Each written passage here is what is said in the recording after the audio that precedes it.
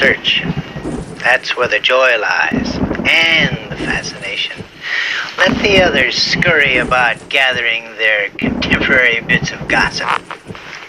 This is where the meat is found.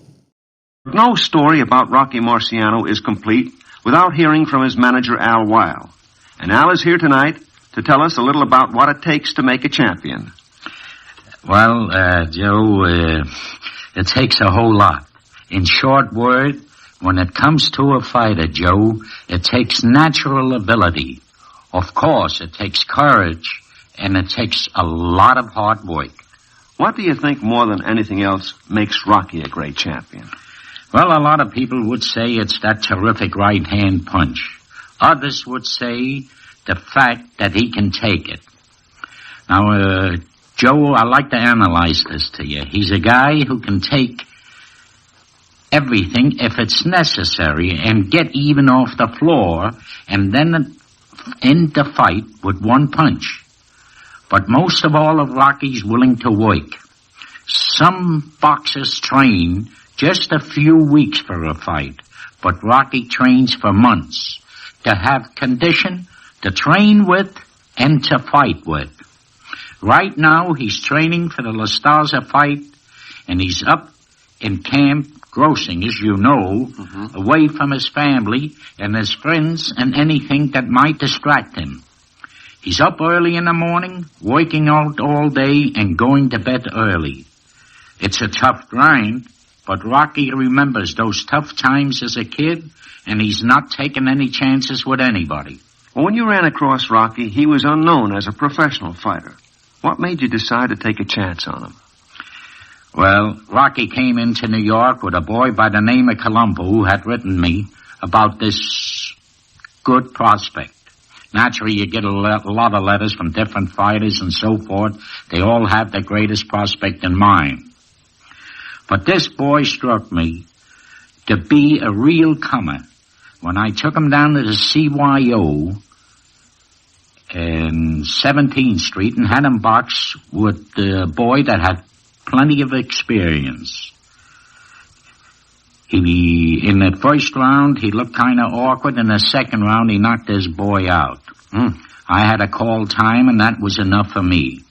He was a nice boy, and a kid that came in from Brockton from a poor family. You could tell he wanted to make something of himself. To do something for his folks. You take a fella who's hungry like that, and you know he's going to fight for you.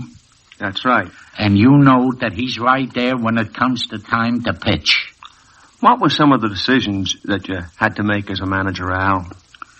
Regarding to Rocky, Joe? Yes. There was one decision. I had to get the boy into New York.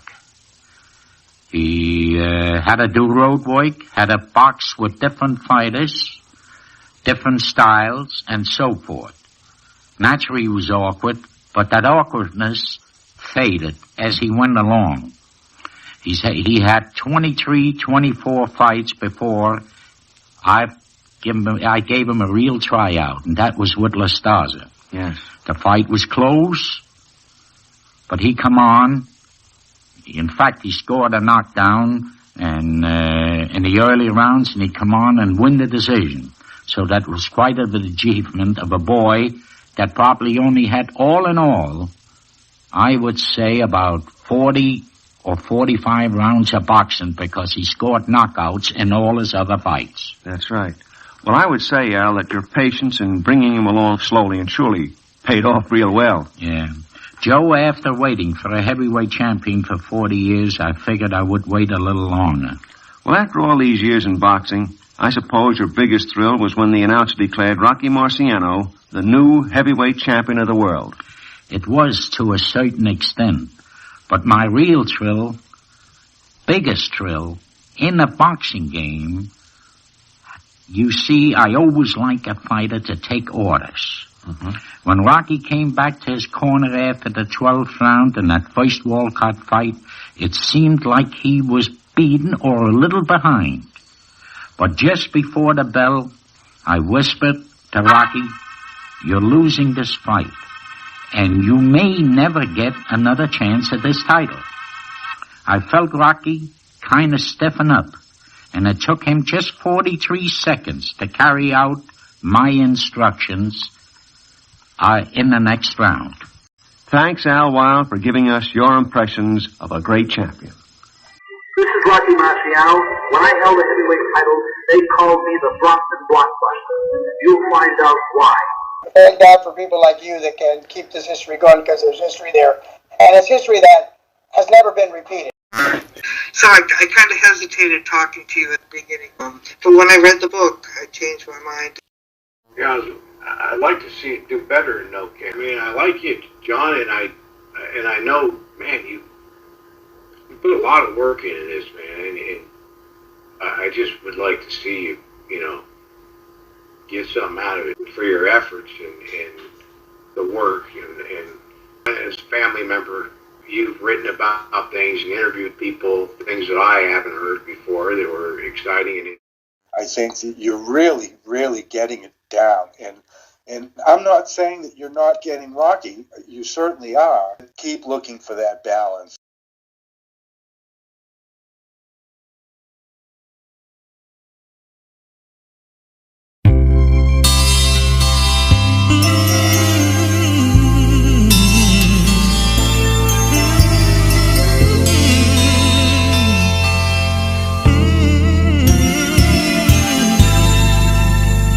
There's a champion inside of you.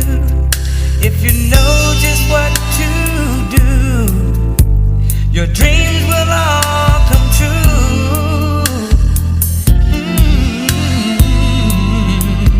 If you look inside yourself, you'll find your inner wealth.